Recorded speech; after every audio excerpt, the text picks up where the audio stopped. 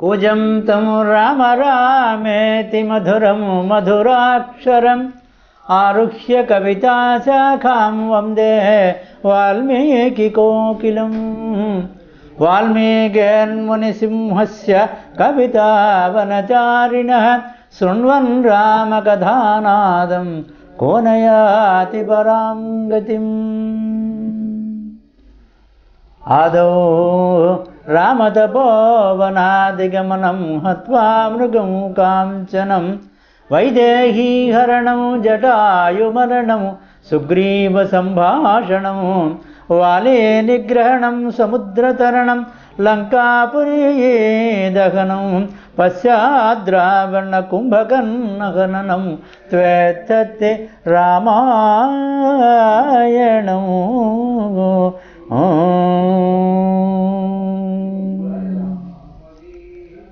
రమణీయం రామాయణం ప్రత్యేక కార్యక్రమానికి స్వాగతం సుస్వాగతం. ఓం గురుర్బ్రహ్మ గురుర్విష్ణు గురుర్దేవో మహేశ్వర గురు సాక్షాత్ పరబ్రహ్మ తస్మై శ్రీ గురవే నమః. ఓం గణానాం త్వా గణపతిగం హవామహే కవిం కవీనాముపమశ్రవస్తవం జ్యేష్ఠరాజం బ్రహ్మణాం బ్రహ్మణస్పద ఆనశృణ్మన్నోతిభిः సేదసాదనం. ప్రణో దేవీ సరస్వతి వాజేభిర్వాజనీవతే ధేనామవిత్రిభవతు. శ్రీ గురుభ్యో నమః. శ్రీ మహాగణాధిపతిభ్యో నమః. వాగ్దేవతా శ్రీ మహాసరస్వత్యై నమః.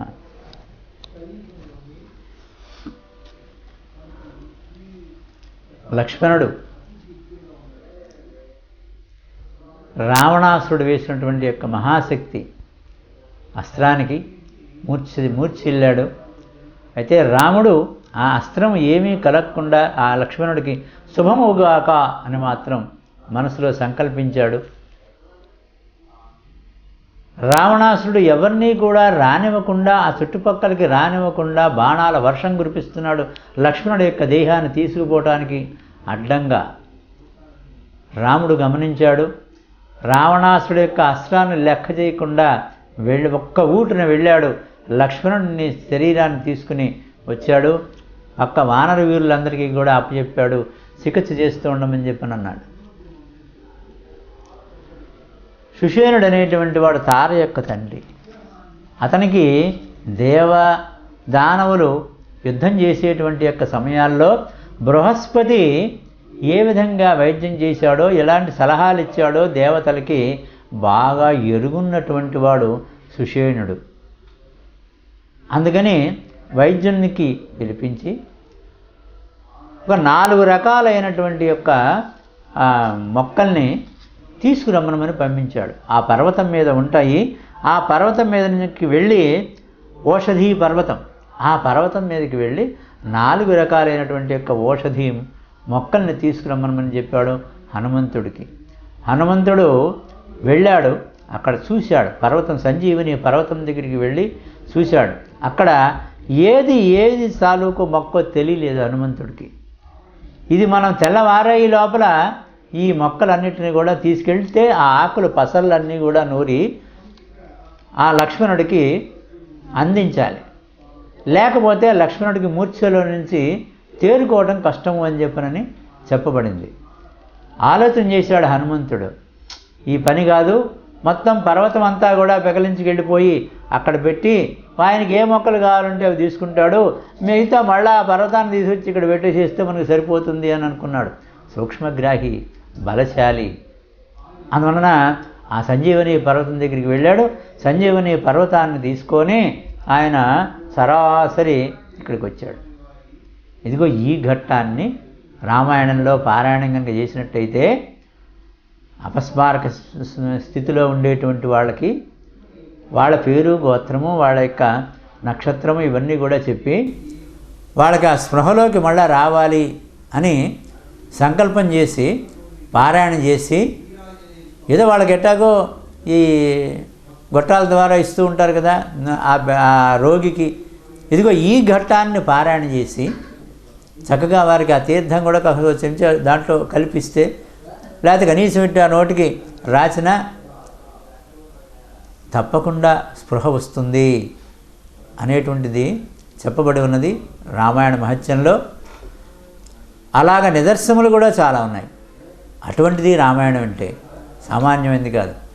అంటే అన్ని రకములా కూడా ఆనందింపదగినటువంటిది కాబట్టే ఆరోగ్యాన్ని కూడా మనకిస్తుంది. రామాయణం పారాయణ కొన్ని ఘట్టాలు పారాయణం చేస్తూ ఉంటే ఆరోగ్యాన్ని ఇస్తుంది. సుందరకాండ మొత్తం మనకి మంత్రశాస్త్రమే. ఆరోగ్య భాగ్యాన్ని కూడా మనకు అందించేటువంటి యొక్క సర్గలు ఉన్నాయి దీంట్లో. అది ఆ శ్లోకాన్ని మనం పారాయణ ఈ ఘట్టంలో సంజీవని పర్వతాన్ని తీసుకువచ్చినటువంటి హనుమంతుడి యొక్క ఘట్టాన్ని ఈ పారాయణ చేసినట్టయితే తప్పకుండా ఆ రోగికి నయమవుతుంది. మన స్థితిలోకి వస్తాడు. అపస్మారక స్థితిలో నుంచి మన స్థితిలోకి వస్తాడు. అది దైవ ప్రయత్నంగా మన ప్రయత్నం చేసుకోవడానికి ఇదొక మార్గం చెప్పారు ఆరోగ్య రక్షణకి మన మహర్షులందరూ కూడా. ఈ సందర్భంగా వెళ్ళి ఆ పర్వతాన్ని సంజీవని పర్వతాన్ని తీసుకొచ్చాడు, ఇక్కడ ఉంచాడు. సుషేనుడు ఆయనకి కావలసినటువంటి యొక్క మొక్కలు 4 రకాలైనటువంటి యొక్క మొక్కలు అంటే ఆయన విశల్యకరణి, సంజీవకరణి, సావన్యకరణి, సంధానకరణి ఈ ఔషధులన్నీ కూడా ఆయన తీసుకున్నాడు. ఆ చెట్లని వాటికి ఏదో ప్రక్రియలు పసర్లు అవి కూడా తీశాడు. అవి లక్ష్మణుడికి సేవింపజేశాడు. లక్ష్మణుడి చేత లక్ష్మణుడికి మూర్ఛలో నుంచి బయటకు వచ్చాడు. తెలివి వచ్చింది లక్ష్మణుడికి. ఈ పర్వతాన్ని మళ్ళా తీసుకువెళ్ళి అక్కడ పెట్టాడు ఆంజనేయ స్వామి. అది గొప్ప విశేషం. ఈ శ్లోకాలు కనుక పారాయణ చేసినట్టయితే ఆరోగ్యం చిక్కుతుంది మనకి అని చెప్పబడింది ఇక్కడ మనకి. రాముడు రావణాసుడితోటి ఇక్కడ ఇది వానరులందరూ కూడా చూసుకున్నారు. లక్ష్మణుడిని మూర్ఛ చెందినటువంటి వాడిని వాళ్ళకి అప్పచెప్పాడు రాముడు. ఇక ఎదురుకుండా రాముడు రావణుడు రావణుల యొక్క యుద్ధం ఇక్కడ జరుగుతూ ఉంది. ఇక్కడే రామచంద్రుడు అగస్త్య మహర్షి చెప్పినటువంటి యొక్క ఆదిత్య హృదయాన్ని జ్ఞప్తి చేసుకొని పారాయణం చేశాడు. తతో యుద్ధ పరిశ్రాంతం సమరే చింతయా స్థితం రావణం జాగతో దుష్పా యుద్ధాయ సముపస్థితం దైవతేశ సమాగమ్య దుష్టమభ్యాగతోరణం. ఇలా ఆ సూర్య భగవానుడిని ప్రార్థన చేసేటువంటి యొక్క ఆదిత్య హృదయాన్ని పారాయణ చేశాడు. ఆదిత్య హృదయాన్ని కానీ అరుణాన్ని కానీ మహాసౌరాన్ని కానీ పారాయణం చేసినట్టయితే మంచి ఫలితాలు వస్తాయి. ఆరోగ్యం భాస్కరాదిత్యేత అని ఆరోగ్యాన్ని ఇచ్చేటువంటి వాడు ఆదిత్యుడు. ఇక్కడ ఆరోగ్యం అంటే మనకి యుద్ధ రంగంలో ఉండేటువంటి యొక్క జయాన్ని పొందటానికి కూడా సూర్య భగవానుడే మనకి కారకుడు, ప్రదాత, ఆరోగ్య ప్రదాత, అన్నదాత, జయప్రదాత సూర్య భగవానుడు. అటువంటి సూర్య భగవానుడికి ఏం చెప్పారంటే సంవత్సరమే తద్వ్రతం చరేత్ దౌవామాసౌ నియమస్సమాసేన తస్మిన్నేమ విశేషా అని అలా ఒక సంవత్సర కాలం మనం ఇలా ఒక శ్రద్ధతోటి పారాయణ కనుక అరుణ పారాయణ కానీ మహాసౌరం కానీ మరి ప్రతినిత్యం కూడా మనం ప్రతిరోజు ఉదయం ఆదిత్యాన్ని పారాయణ చేస్తే కానీ సంపూర్ణమైనటువంటి యొక్క ఆరోగ్యం లభిస్తుంది. మనకి మనం తలపెట్టినటువంటి యొక్క కార్యక్రమాలన్నీ కూడా నిర్విఘ్నంగా కొనసాగుతాయి. చివరికి జయం మనకి కలుగుతుంది. ఇది తప్పకుండా మనం జ్ఞాపకం పెట్టుకోవాలి. అటువంటి అగస్త్య మహర్షి మనకి శ్రీరామచంద్రుడికి ఆదిత్య హృదయ స్తోత్రాన్ని ఇచ్చాడు. ప్రాణశక్తి ప్రదాత ఆదిత్యుడు. మనం ఈ విధమైనటువంటి యొక్క కర్మకాండలు కానీ అవి దైనందిన కార్యక్రమాలను మనం చేసుకుంటున్నాము అంటే దానికి ముఖ్య కారకుడు సూర్య భగవానుడు. సూర్య భగవానుడు ఒక్క కనురెప్పపాటు కనుక ఆలస్యం చేసినట్టయితే సూర్యోదయం అవ్వటానికి మనం ఎవ్వరం కూడా ఏ కర్మలు మనం చేయలేం. మన దైనందిన కార్యక్రమాలు మనం ఏమీ చేయలేము. అసలు కాలమే మనకి కలిసి రాదు. అలాంటిది సూర్య భగవానుడి యొక్క సూర్యోదయం సూర్యాస్తమయ కాలాలు కిందటి సంవత్సరం విజయవాడలో ఈ రోజున 6:02 సూర్యోదయం అయితే, ఈ రోజున అదే రోజు మళ్ళీ ఈ సంవత్సరంలో విజయవాడలో అదే సమయానికి సూర్యోదయం అయింది. ఇంతవరకే పోలా. వచ్చే సంవత్సరం కూడా విజయవాడలో ఇదే రోజున ఇదే సమయానికి సూర్యోదయం అవుతుంది, సూర్యాస్తమానం అవుతుంది. ఈ సంవత్సరం, కిందటి సంవత్సరం, ఈ సంవత్సరం, వచ్చే సంవత్సరం వరకే కాదు, ఎప్పటికైనా సరే అలాగే జరుగుతుంది, తేడా ఏం రాదు. అది సూర్య భగవానుడి యొక్క గొప్పతనం, విశేషం. అందువల్లనే కాలం కూడా ఆయన కాలాన్ని గణనం చేయడానికి మనకి ఆయన యొక్క సూర్య కిరణముల పరిపాక విశేషమే మనకు కారణమవుతుంది. లేకపోతే మనం అసలు కాలాన్ని విభాగం చేయలేము మనం. అది లేకపోతే అసలు ఈ పంచాంగాలు, ఈ జ్యోతిష్శాస్త్ర గ్రంథాలు, ఎంతెంతలా గ్రంథాలు ఇవన్నీ కూడా ఏం పనికొచ్చేవేం కాదు. అసలు ఎవరు రాయలేరు కూడాను. కిందటి సంవత్సరం అలా జరిగింది, ఈ సంవత్సరం కూడా అదే సమయానికి జరుగుతుంది, వచ్చే సంవత్సరం జరుగుతుంది, వచ్చే సంవత్సరం కాదు ఎన్ని యుగాలకైనా అట్లాగే జరుగుతుంది. దాన్ని ఆధారం చేసుకునే 100 సంవత్సరాలకో 200 సంవత్సరాలకో వెనకదో ముందుదో మనం పంచాంగం రాయగలుగుతున్నారు మహానుభావులు, దైవజ్ఞులందరూ కూడా. కేవలము సూర్యుని యొక్క గమనము చాలా పంక్చువల్గా ఉంటుంది. అంటే సమయ పాలనతో ఉంటాడు, కనురెప్పపాటు తేడా కూడా ఉండదు సూర్యుడు. అందుకనే జీవకోటి మననం జరుగుతుంది. లేకపోతే జీవకోటి వాడు అసలు జీవించలేరు. కనుక సూర్యుడు అంత గొప్పవాడు. కనుక ఆయన కర్మసాక్షి, ప్రత్యక్ష సాక్షి భగవానుడు మనకి సూర్యుడు. సూర్యమరీచిమా దత్తే సర్వస్మాత్ భువనాదధి తస్యాః పాక విశేషేణ స్మృతం కాల విశేషణం. అది సూర్యభగవానుడి యొక్క సూర్య కిరణముల పరిపాక విశేషం మూలంగా కాలభేదాలు ఏర్పడుతున్నాయి అని చెప్పినని యజుర్వేద తైత్రీయ ఆరణ్యకం మనకి చెప్పింది. ఆ పారాయణ చేసుకొని నాది నేను ధర్మం ప్రకారమే నడుచుకుంటున్నాను, అన్యాక్రాంతంగా నేను ఏమీ కోర్టులో వేయలేదు అని అనుకున్నటువంటి వాళ్ళు, వాళ్ళ మనస్సుకి వాళ్ళు చేసినటువంటిది ధర్మమే ఇది అని దృఢ నమ్మకమైనటువంటి వాళ్ళు తప్పకుండా ఆదిత్య హృదయాన్ని పారాయణం చేసి, అసలు ఈ కేసులో ఏమీ లేదే, మా వల్ల ఏం కాదు అని అనుకున్నటువంటి కేసులు కూడా వాళ్ళు జయాన్ని పొందినటువంటి వాళ్ళు కొంతమంది ఉన్నారు. ఈ ఆదిత్య హృదయ స్తోత్రం అరుణ పారాయణ, అరుణం తప్పకుండా దీనికి సంబంధించినటువంటి సూర్య సంబంధమైనటువంటి ఒక గొప్ప విశేషం. ఆదిత్య హృదయం మన సామాన్యమైనటువంటి మనకందరికీ, అది పెద్ద పెద్ద వాళ్ళు అరుణం కానీ మహాసౌరం కానీ బాగా వేద పండితులు అది చదువుకుంటారు. మనకి ఏమీ తెలియనటువంటి వాళ్ళం కనీసం ఆదిత్య హృదయ స్తోత్రాన్ని మనం కానీ చదువుకుంటే ఆరోగ్యానికి చాలా ముఖ్యమైనటువంటి ఒక విశేషం, వ్యవహార జయాన్ని మనకిస్తుంది. అలాగే హృద్రోగాలు ఉంటాయి మనకి. ఇవాళ హార్ట్ ఒక వాల్వ్ పోయిందనో 2 వాల్వులు పోయినాయని ఇట్లాంటి మనం చాలా బాధలు పడుతున్నారు. వాటన్నింటికీ కూడా ఆదిత్యుడే అధిపతి. కాబట్టి ఆదిత్యుడిని ఆరాధన కనుక మనం చేసినట్టయితే హృద్రోగాల బారి నుండి మనం తప్పించుకోవచ్చు. సామాన్యంగా లేదు. ఇవాళ ఒక్కొక్క వాల్వ్ పోయింది, లేకపోతే ఏంజో టెస్ట్ చేయాలంటే వేలకి వేలు అయిపోతున్నాయి. పొద్దున్నే ఉదయాన్నే లేచి సూర్యభగవానుడు ఉదయిస్తూ ఉండగా మనం కూడా అంత క్రితమే లేచి స్నానం చేసి ఆయనకు ఎదురకుండా, ఎందుకంటే మనకి ప్రతిరోజు ఆయన ఆహారం ఇచ్చేవాడు, ఆయన ఆరోగ్యాన్ని ఇచ్చేవాడు, ఆయన మన శరీరంలోకి విటమిన్లు మినరల్స్ అన్నీ ఇచ్చేవాడు ఆయనే. అందువల్ల ఉదయించేటువంటి యొక్క కిరణాల్లో మాత్రమే ఉంటాయి ఇవి.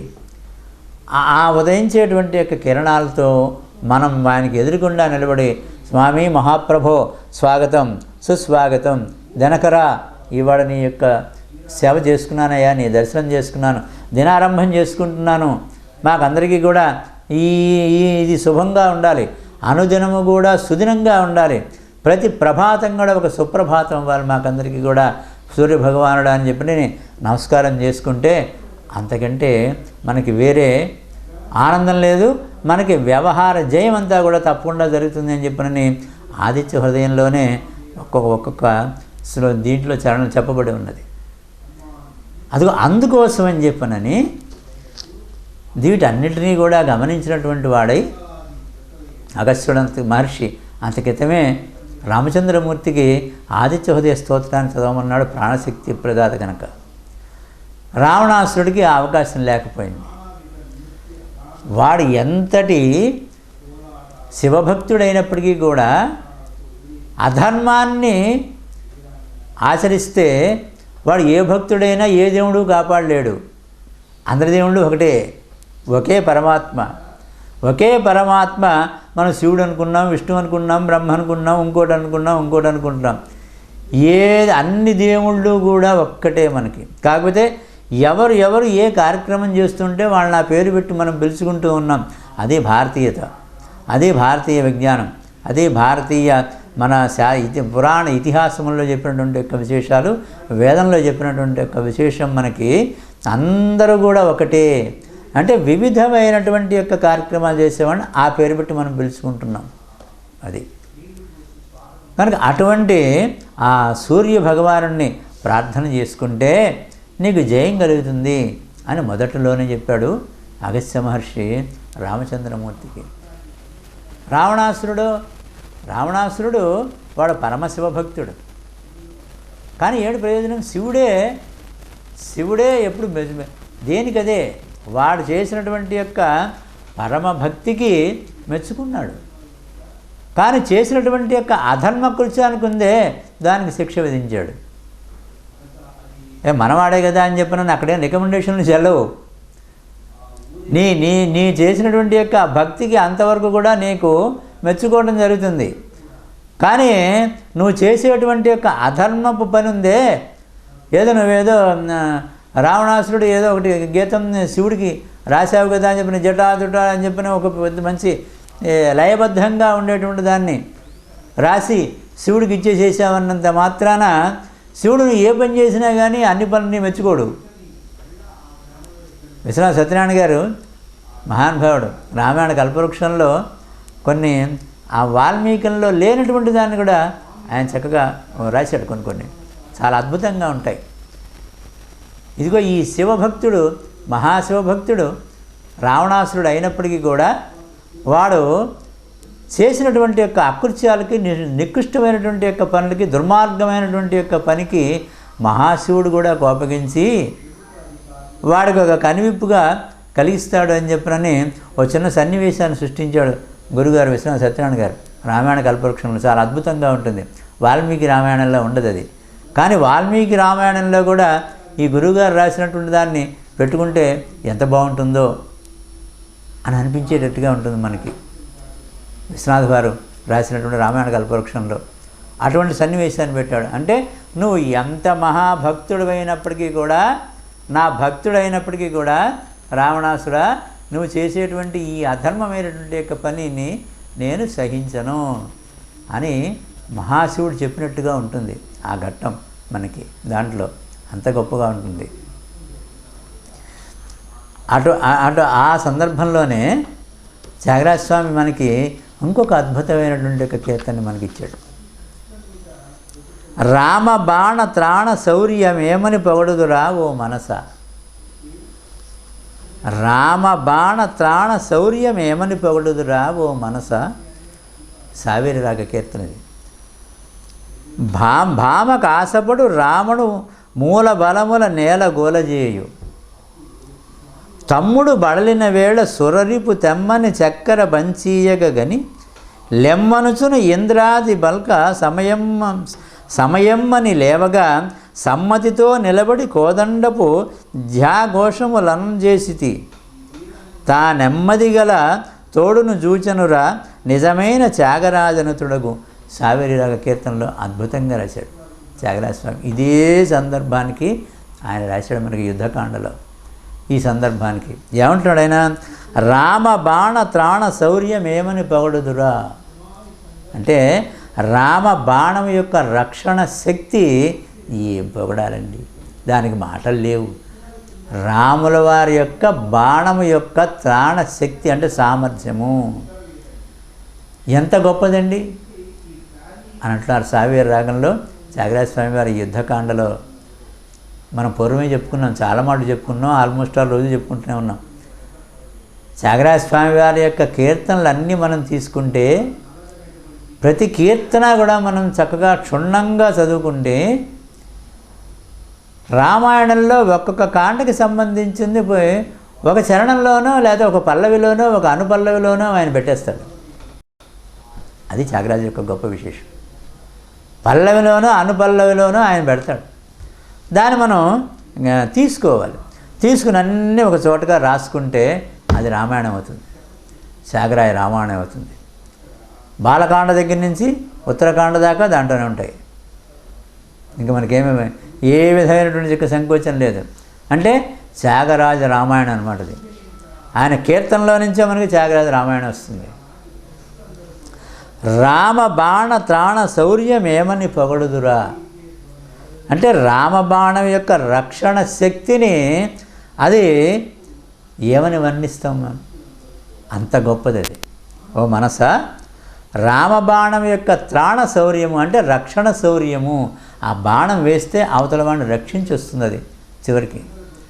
అటువంటి బాణం యొక్క త్రాణ శౌర్యం, రక్షణ శౌర్యాన్ని ఏమని పొగుడుతారు? భామకాశపడు, భామకు ఆశపడు. భామ అంటే ఎవరిక్కడ మనకి సీతాదేవి, సీతమ్మ.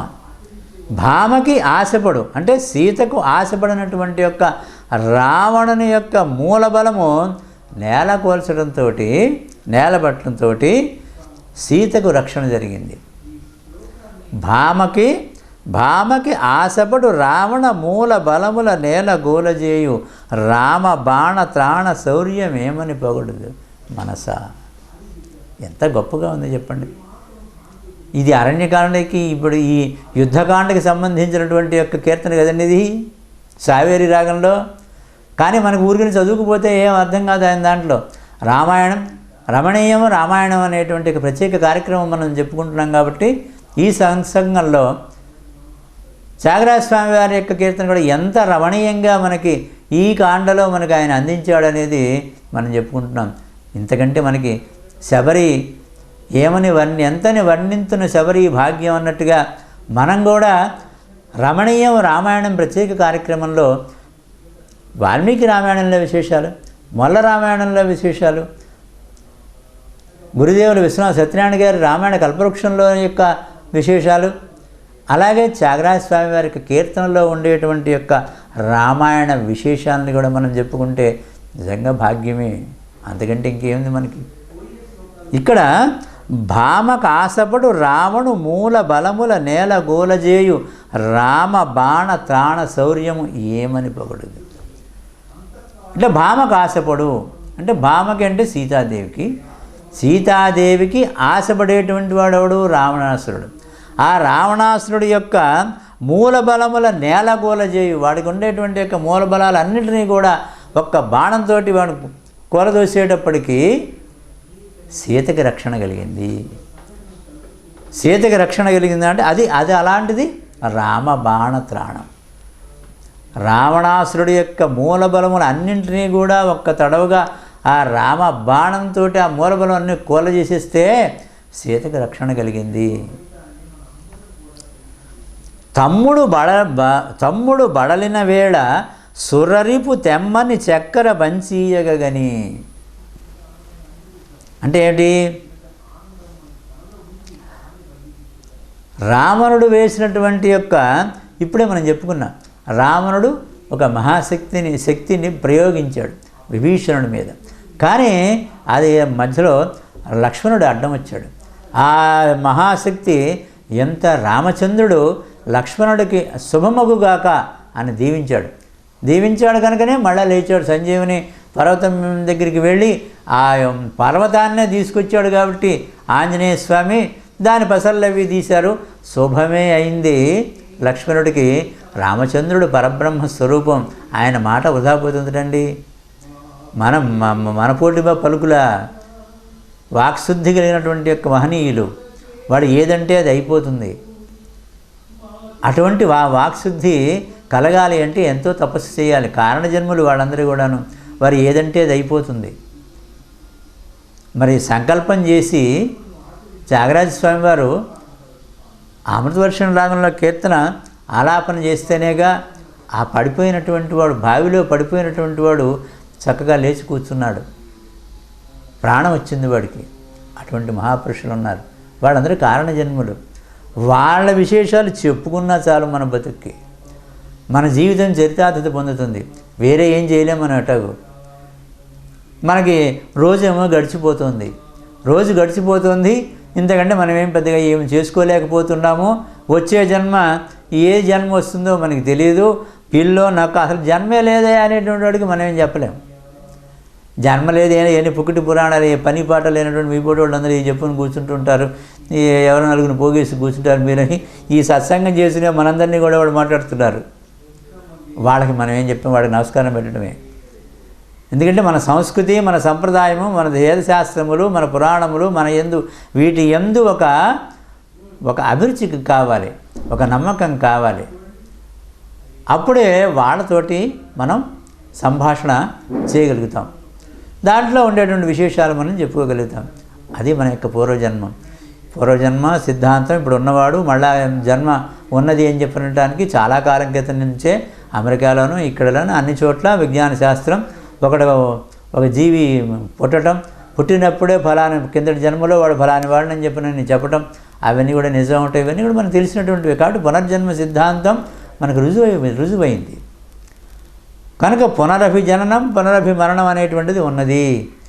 ఈ నరజన్మనే మనం మళ్ళా వచ్చే జన్మ కలగాలంటే ఈ జన్మ మంచి జన్మ ఇచ్చినందుకు కానీ కాస్త మంచి విషయాలు తెలుసుకుంటే, మంచి పనులు ఆచరిస్తే వచ్చే జన్మ కూడా మనకు కనీసం నరజన్మ వస్తుంది. జన్మ రావడం ఎట్టాగు ఖాయమే. కాబట్టి ఆ వచ్చే జన్మ ఏ కుక్కో నక్కో పిల్లో కాకుండా కాస్త నరజన్మే మనకి లభించేటట్టుగా ప్రయత్నం చేద్దాం.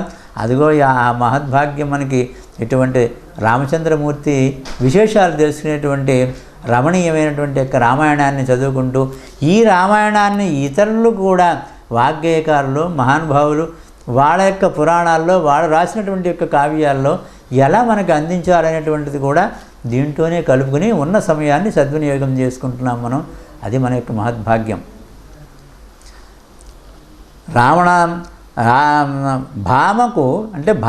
భామకు అంటే సీతకు ఆశపడినటువంటి యొక్క రావణాసురుడు యొక్క మూల బలాన్ని నేలగోర్చడంతో సీతకు రక్షణ జరిగింది.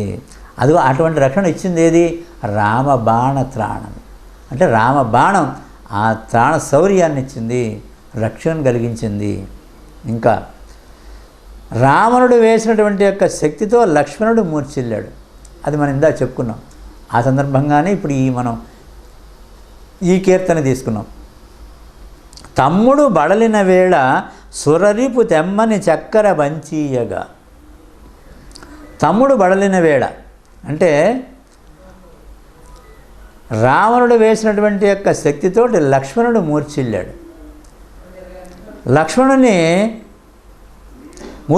లక్ష్మణుని లెమ్మని భుజమున వేసుకొని లంక చేర్చుకోవడానికి ప్రయత్నం చేశాడని మనం చెప్పుకున్నాం. ఆ ప్రయత్నంలో రావణుడు ఉండగా రాముడు లేచి నారి సారించి ధనుష్టంకారం చేశాడు. అది పిడుగుపాటుగా వస్తుంది. దానికి ఆ లక్ష్మణుడు నెమ్మదిగా లేచి కూర్చున్నాడు. అందువలన అక్కడ అటువంటి తోడు ఉన్నాడు రాముడికి లక్ష్మణుడు. అది రామ బాణ త్రాణ శౌర్యం. అది అక్కడ ఇక్కడ రావణుడు వేసిన శక్తితో మూర్ఛిల్లితే రావణుడు ఆనందంతో తన వారందరికీ కూడా చక్కెర పంచిపెట్టాడు అనేటువంటిది కూడా, అంటే తీపి మాటకి ఈ ఆనందం ఒప్పొంగిపోయిందనమాట. లక్ష్మణుడు మూర్చిపోయినాడు, వాడు పోయినట్టేను అని చెప్పనని. అంటే తీపిని మంచి శుభవార్తలు విన్నప్పుడు ఇలాంటి తీపి పంచుకుంటారనేటువంటిది త్యాగరాజ స్వామి వారు కూడా మనకు అందించారు. అయితే ఇంకొక రకంగా కూడా దీనికి ఉన్నది. చక్కెర అంటే చెక్క ఎర వేసినట్టుగానని చెప్పనని ఇంకో మహానుభావులు చాలా దానికి ఇంకొక రకమైనటువంటి అర్థాన్ని కూడా ఇదే కీర్తనకి ఇవ్వటం జరిగింది. అది కూడా చాలా సమంజసంగా ఉంటుంది. ఎందుకంటే కుంభకర్ణుడు రావడం అనేటువంటి దాన్ని కూడా ఇక్కడ చేయటం మనకి తెలియపరచడం జరిగింది. అదొక రకమైనటువంటి యొక్క విశ్లేషణ, ఇదొక రకమైనటువంటి యొక్క విశ్లేషణ. ఏదైనప్పటికీ కూడా ఈ లక్ష్మణుడు రావణుడు వేసినటువంటి యొక్క దానికి ఆ మూర్ఛల్ని కింద పడిపోవటం అనేటువంటిది త్యాగరాజ స్వామి వారు మనకి కీర్తనలో అందించాడు. ఇంకా చివరికి లక్ష్మణుడు లేచి మెల్లిగా అది ఈ బాణం యొక్క ఆ త్రాణ అంటే ఆ శౌర్యము, ఆ శక్తిని వలనే వాళ్ళ ప్రాణాన్ని మళ్ళీ పొందగలిగారు. సీతమ్మ రక్షణని పొందగలిగింది అని రామబాణ త్రాణ శౌర్యం ఏమని పొగడుదురా ఓ మనసా అని సావేరి రాగంలో మనకి ఆయన చక్కగా అందించినటువంటి యొక్క కీర్తన. దేశే దేశే కళత్రాణి దేశే దేశే చ బాంధవాః తంతు దేశం సపశ్యామో యత్ర భ్రాతా సహోదరః. అంటే ప్రతి చోట కూడా ఏదో ఎక్కడొక్కడ చేస్తే భార్య దొరుకుతుంది, చుట్టాలు దొరుకుతారు, కానీ సహోదరుడైనటువంటి వాడు ఇదిగో ఇటువంటి లక్ష్మణుడు లాంటి సహోదరుడు దొరకటం చాలా కష్టం, దొరకడు అన్నమాట అని పాపం ఆయన దీంట్లో వగచి ఆ ధనుష్టంకారం చేశాడు. ఆ బాణాన్ని ఎక్కుపెట్టేటప్పటికి దాని వలన ఈ లక్ష్మణుడు కూడా ప్రాణాన్ని పొందాడు అనేటువంటిది త్యాగరాజ స్వామి వారు మనకి అద్భుతంగా ఈ కీర్తనలో అందించడం జరిగింది.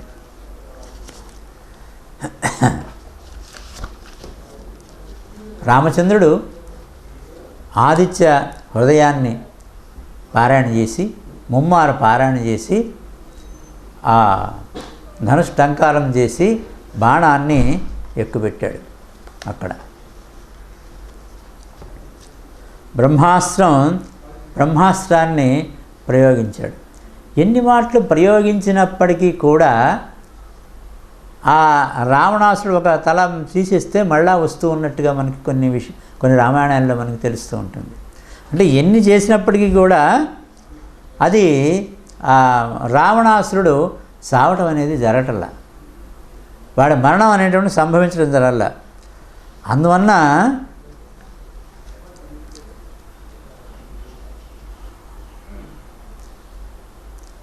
ఒక్క మాటగా ఆ రాముణ్ణి ఆ బ్రహ్మదేవుని తలుచుకొని బ్రహ్మవేత్త రావణాసురుడు ఆ రావణ ఒక్క మాట బ్రహ్మాస్త్రాన్ని తీసి మరొక్క మాట ఆదిత్య హృదయాన్ని పారాయణ చేసి బ్రహ్మగారిని తలుచుకొని ఆ బ్రహ్మాస్త్రాన్ని సంధించి ధర్మం నిలబెట్టవలసింది, ధర్మం కోసమే అధర్మాన్ని జయించటం కోసం అని చెప్పనని ఈ ధర్మంగా నిలబెట్టడం కోసం, ధర్మాన్ని నిలబెట్టడం కోసం, ధర్మాన్ని ప్రతిష్ఠించడం కోసం ఇదిగో ఈ బ్రహ్మాస్త్రాన్ని నేను విడిచిపెడుతున్నాను, ఇది రావణాసురుడిని సంహరించుగాక అని చెప్పనని వక్షస్థలం మీదకి కుంభస్థలం మీదకి ప్రయోగం చేశాడు రాముడు.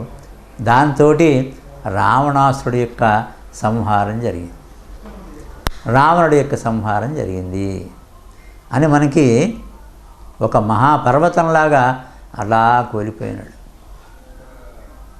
ఇక్కడ మనకి ఒక గొప్ప విశేషాన్ని అందించాడు ఆయన. అది మనం తెలుసుకునేటువంటి యొక్క విశేషం.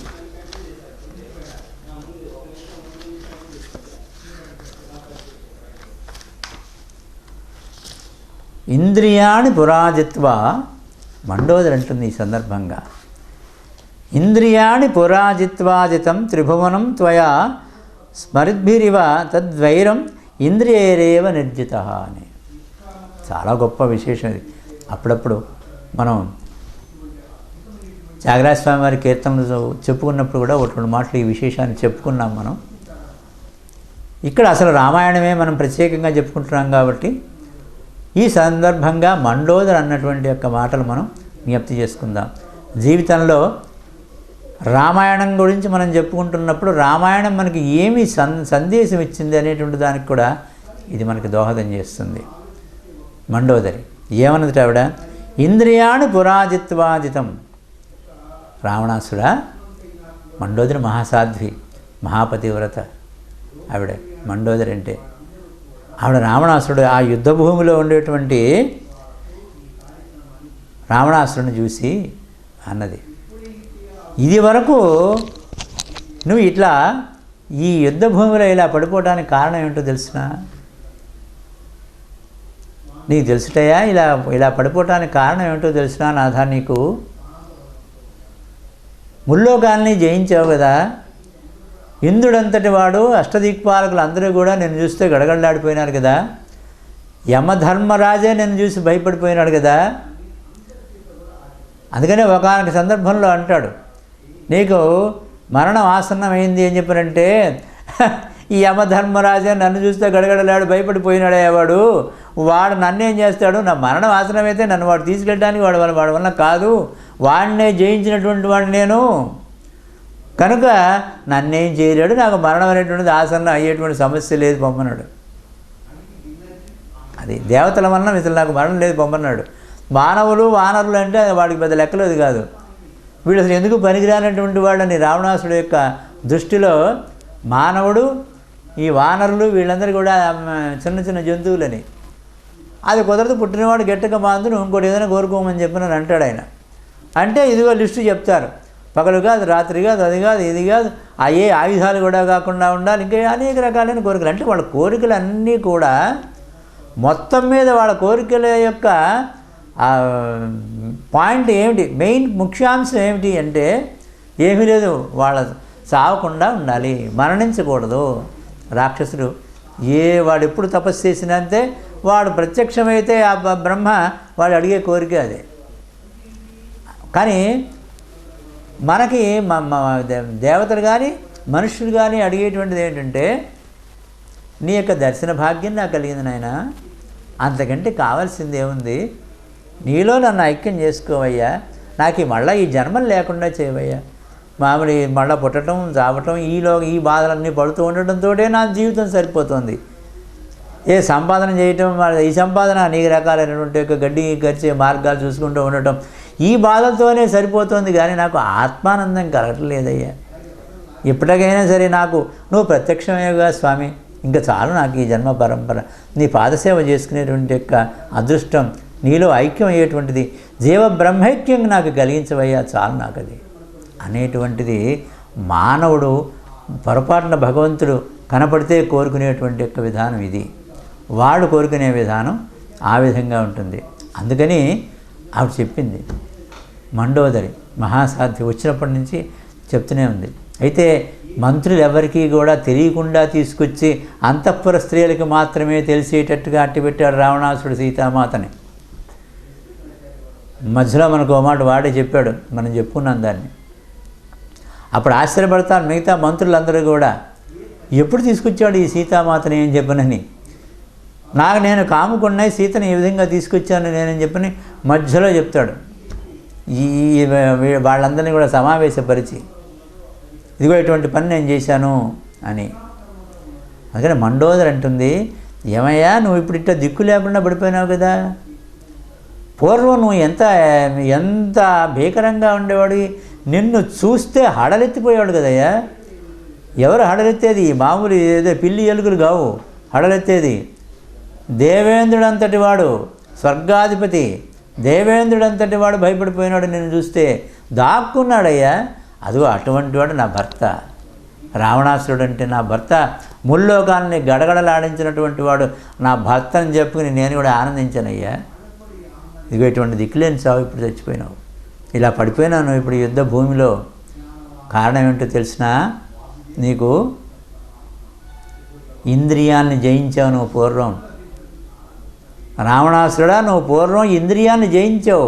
ఇంద్రియాలు ఎక్కడ మనలోనే ఉన్నాయి ఇంద్రియాలు. ఈ ఇంద్రియాలను నీ అదుపులో పెట్టుకున్నావు. ఈ అదుపులో పెట్టుకుంటే అప్పుడు నువ్వు సాధించలేనిది లేదు. ఒక వస్తువు, అందమైనటువంటి యొక్క వస్తువు కళ్ళు చూస్తాయి. ఆ కన్ను చూసింది తీసుకెళ్ళి ఇక్కడ దాన్ని మనసులో సంకేతం పంపించేస్తుంది. ఆ మనసులో సంకేతం పంపించినప్పుడు ఆలోచన బుద్ధి ఉన్నదే, ఆ బుద్ధి ఆ అందమైనటువంటి యొక్క వస్తువు పరబ్రహ్మ స్వరూపము, స్త్రీ అయితే మహాశక్తి స్వరూపము. కాబట్టి ఆ శక్తి స్వరూపాన్ని చిన్నవాళ్ళైతే మనం ప్రేమించాలి, పెద్దవాళ్ళకి మనం తల్లిగా భావించి వారికి మన హృదయంలో నమస్కారం చేసుకోవాలి. అది స్త్రీ పట్ల మనం చూపించవలసినటువంటి యొక్క గౌరవము. మహాశక్తి సంపన్నం అనుకుని మనం దాన్ని సంతోషపడాలయ్యా, ఆరాధన చెయ్యాలయ్యా. కానీ నీలో ఆ ఇంద్రియాల్లో ఉన్నాయే, దాన్ని జయించావు నువ్వు, చాలా గొప్పవాడివి. ఇంద్రియాలను జయించినప్పుడు ముల్లోకాలను జయించావు. కానీ ఇంద్రియాలు పగబట్టినాయి నీ మీద. ఇంద్రియేవరేవ నిర్జిత. నీ ఇంద్రియాలు పగబట్టినాయి నీ మీద.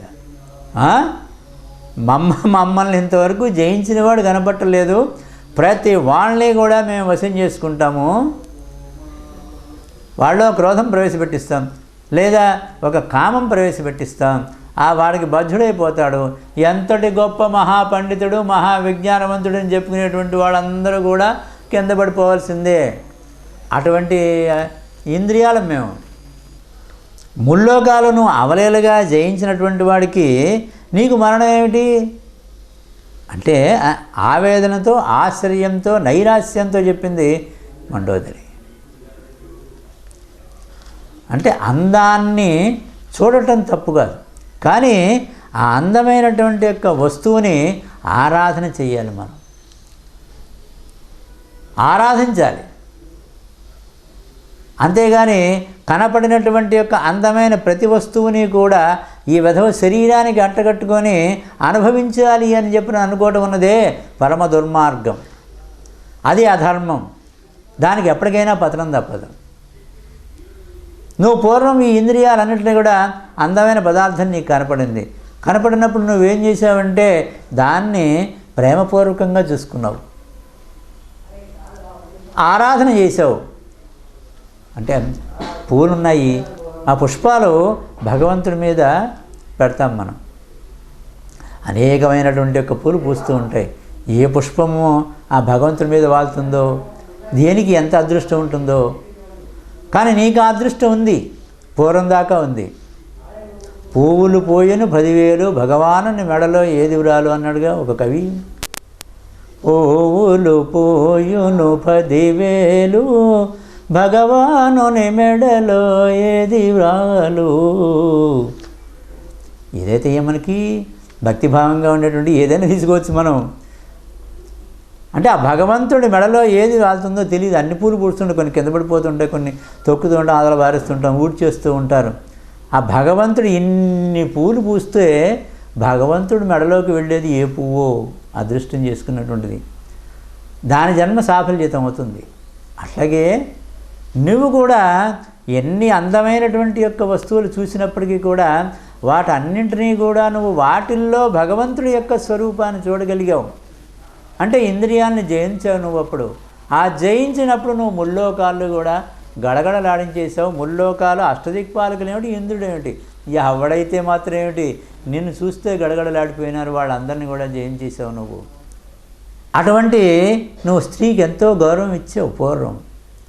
కానీ ఇప్పుడు నీలో ఆ కామం ప్రవేశించింది, ఇంద్రియాలు జయించేసినాయి నిన్ను. ఎంతోసేపు పట్ల నీకు జితేంద్రుడని నువ్వు నలుగురికి చెప్పు, నేను నా భర్త ఇట్లాంటి వాడని చెప్పుకోవడానికి ఎంతో కాలం పట్ల ఆశ తీరిపోయింది, నీలో కామం ప్రవేశించింది. సీతని చూడంగానే అటువంటి మహాసాధ్వీమణి, ఆ సాధ్వీమణికి పాదాభివందనం చేసి రాక నీ ఏమన్నా పనయ్యా నీకు? కాబట్టి ఆ కామం ప్రవేశపెట్టింది నీలో. నువ్వు జితేంద్రుడివి కావు ఇప్పుడు. అందువల్లనే నువ్వు గడ్డిపోచకంటే హీనం అని ఆ గడ్డి పరకని నీకు మధ్యలో పెట్టుకుని మాట్లాడటం జరిగింది సీతమ్మ తల్లి. గడ్డిపోచకంటే గణా కష్టం. నువ్వు ఇట్లా దిక్కు లేకుండా పడిపోయినావు ఇక్కడ. నువ్వు ముల్లోకాల్ని గడగడలాడించాలన్నావుగా, ఏమిటో గడగడలాడించావు, ఏమైంది ఇప్పుడు నీ పరిస్థితి? కనుక ఎప్పటికైనా సరే జితేంద్రుడివి కావాలి. ఎప్పుడు కూడా కామం లాగుతూ ఉంటుంది, క్రోధం లాగుతూ ఉంటుంది, డబ్బు అధర్మంగా సంపాదిద్దామని అనిపిస్తూ ఉంటుంది. ఎవరి తలకాయలైనా బదులు కొట్టాలి, ముందు వాడి జేబులో ఉన్నది మన దగ్గర రావాలనిపిస్తూ ఉంటుంది.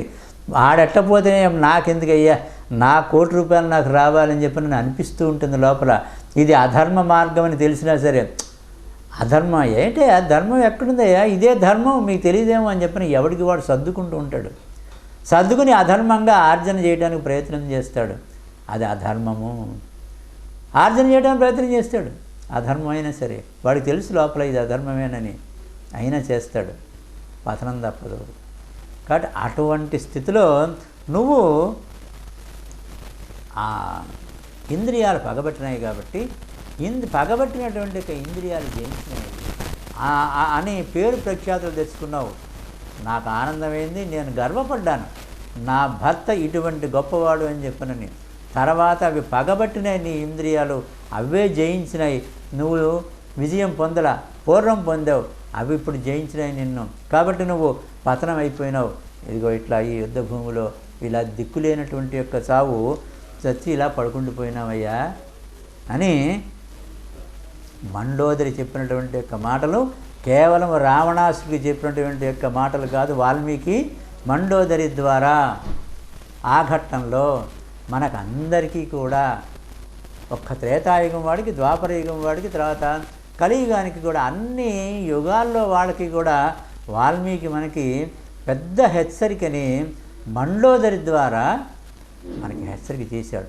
రావణాసురుడు ఆ విధంగా పడిపోయినటువంటి సంబంధం ఇది రావణుడికే కాదు, ఇది ప్రతి మనిషికి కూడా అన్వయించేటట్టుగా ఒక మార్గదర్శకంగా మనకి అందించినటువంటి మహానుభావుడు వాల్మీకి మహర్షి. కనుక మనస్సును జయిస్తే మనిషి మహాత్ముడవుతాడు, మనస్సును జయిస్తే మనిషి మహాత్ముడవుతాడు, మనస్సుకి వశమైతే పతనమైపోతాడు అనేటువంటిది ఈ సందర్భంగా మనకి రమణీయమైనటువంటి యొక్క రామాయణంలో మనం తెలుసుకోవాల్సినటువంటి యొక్క ముఖ్య ఘట్టాన్ని వాల్మీకి మహర్షి మనకి అందించాడు. మిగిలింది రేపు కలుసుకున్నప్పుడు చెప్పుకుందాం. సర్వే జనా సుఖినో భవంతు. స్వస్తి.